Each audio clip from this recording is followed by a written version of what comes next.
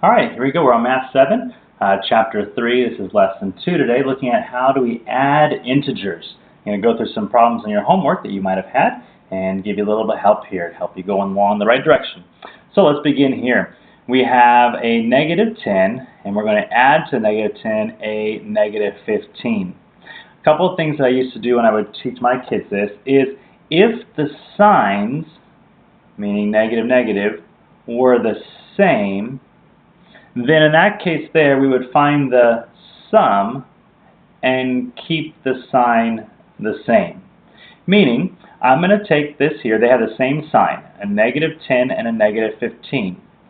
Because the sign is the same, I will find the sum of 10 plus 15, which happens to be 25, but I want to keep the sign the same because I'm basically grouping up a negative 10 and a negative 15. So this is going to stay at a negative 25 for my solution. So the signs were the same, so I found the sum and I kept the sign the same because it's a negative sign right there for a negative 25. Okay? That would be the same idea for number 1 as well. If, however, I'm going to skip here real quick, the signs were different, right, as a number 8, if the signs were different, then I'm going to find the difference. Now, difference is a fancy word, of course, for subtract. And when we subtract, we always do the largest, and we take away from the larger one the smallest, so greater minus the less, the least. And we're going to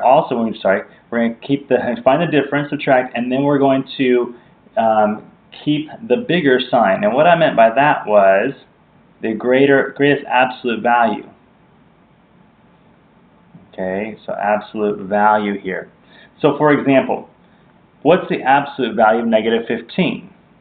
Okay, looking at absolute value real quick. Absolute value of negative 15 is 15 versus the absolute value of 8, which is 8.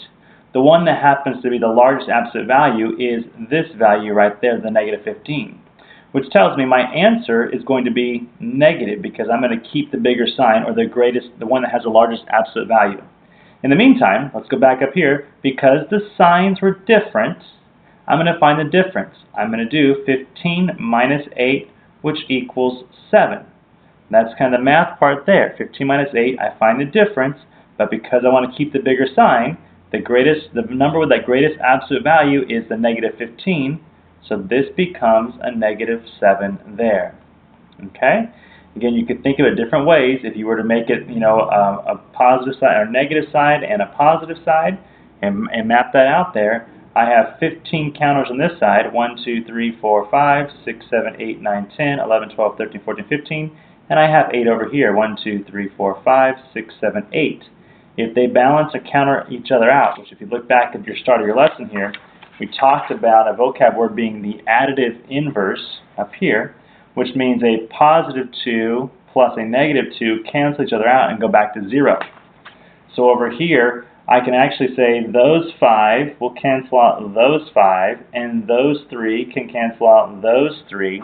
And so what remains is simply 1, 2, 3, 4, 5, 6, 7 on this side, but it's on the negative side. So if it helps to draw a little visual, you can certainly do that. I always worked with my kids and said, remember, if the signs are different, find the difference and keep the bigger sign. If the sign is the same, we find the sum and keep the sign the same. So here we go over here. This one gets a little tricky because why? They gave you 3 numbers. Just say thank you so very much.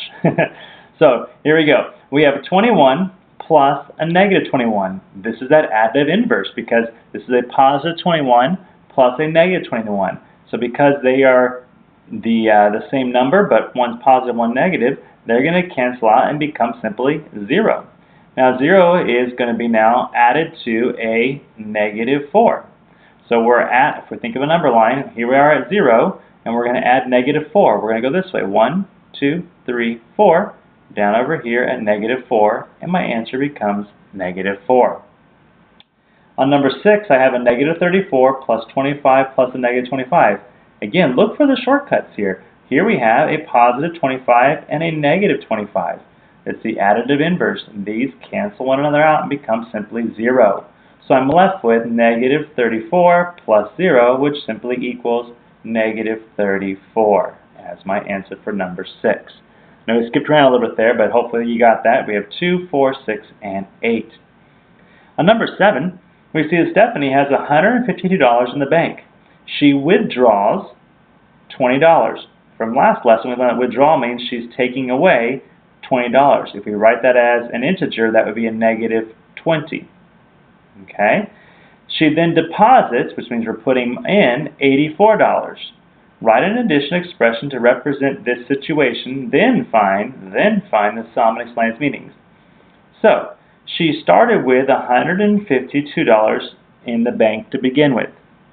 She then, and we can use adding here, she then is going to take away, or we're going to add to that number, $20. She then deposits, we're going to put into it, $84. And we want to find out how much she has in her bank account, find that sum. So I have a series of problems here, 152, adding a negative 20, and then adding an 84. So I can go about this left to right. 152 minus 20 is going to be 132. So that's that part there. And I add to that 84. So here's my 132 and 84. 4 plus 2 is 6. 8 plus 3 is 11. Carry the 1. And I end up with $216 is how much she ends up having when that's all over. Alright, let's turn the page here and look at number 12.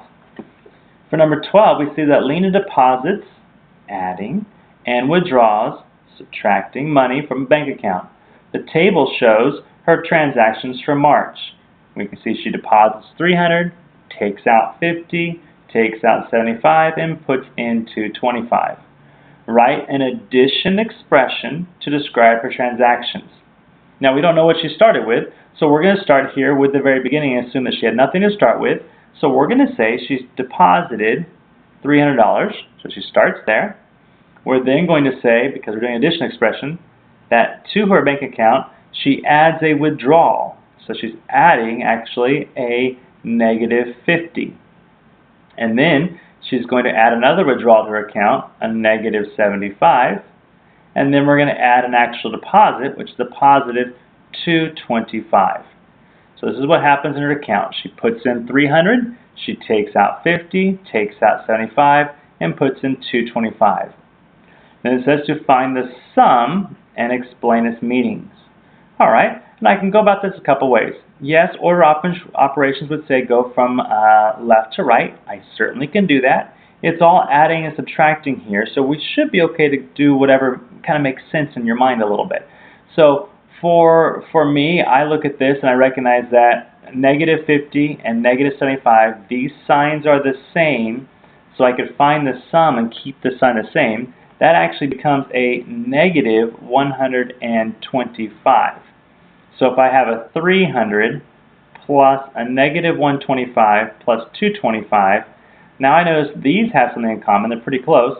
A negative 125 and a positive 225, these signs are different. If I find the difference is 100, and the greatest absolute value is 225, so I keep that positive. So I have 300 plus 400, which equals $400 in her bank account.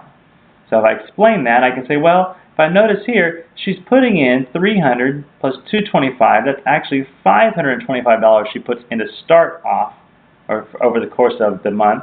She puts in 525, but she's also taking out 125 over the course of the month, leaving her with $400. So different ways to write that out, but that's essentially what she is doing. Let's get a couple more before we wrap up today. Alright, on number 22, we see here that the signs are different, so I find the difference. 14 minus 6 is 8, and I keep the value of the sign that has the greatest absolute value. I have an absolute value of 14 is 14, absolute value of negative 6 is 6, so this is going to stay a positive 8. I just write that as an 8. Over here, I have a negative 4 plus a 12. I'm just going to go left to right. These signs are different, so I find the difference. 12 minus 4 is 8, and I keep the sign with the greatest absolute value, which is the 12. So I have positive 8 plus a negative 9. These signs are different, so I find the difference. 9 minus 8 is 1, but the one that has the greatest absolute value is the negative 9, so we would say this will keep the negative sign and keep it at a negative 1. On this next one here, 25, they moved the order around, but notice I have a positive 25 and a negative 25. That's the additive inverse. They will cancel one another out because it becomes 0, and I'm simply left with positive 3. Looking at a couple word problems to wrap up today's lesson. Ronnie receives $40 for his birthday, then he spends $15 at the movie. It says write an addition expression, so we want to be adding things here, to describe each situation, then find the sum. Because it's asking me for an addition expression, what it wants for me to do is to say, alright, Ronnie has $40, and then, because he's spending it, we're going to add a negative 15. And it's not that 40 minus 15 is wrong. That will give you the same solution, but because they want it written as an addition expression, we're going to leave it like this. So in this case, because the signs are different, we find the difference. 40 minus 15, or 40 adding a negative 15, is going to be 25. Now I have to determine the sign. Because the signs are different, I look at the absolute value. Absolute value is 40, absolute value is 15, that one's bigger, so I keep that sign and keep this a positive 25. Okay, and finally our last one here, number 30. A pelican starts at 60 feet above sea level. It descends 60 feet to catch a fish. So we're starting at 60, and then we're going to add a negative 60. So it starts at 60 and then descends 60 to catch a fish. Again, we have the additive inverse here. Same types of numbers, same distance from 0. Those cancel out and become 0 is what's left there. Alright, hope that helps you out with your homework a little bit this week.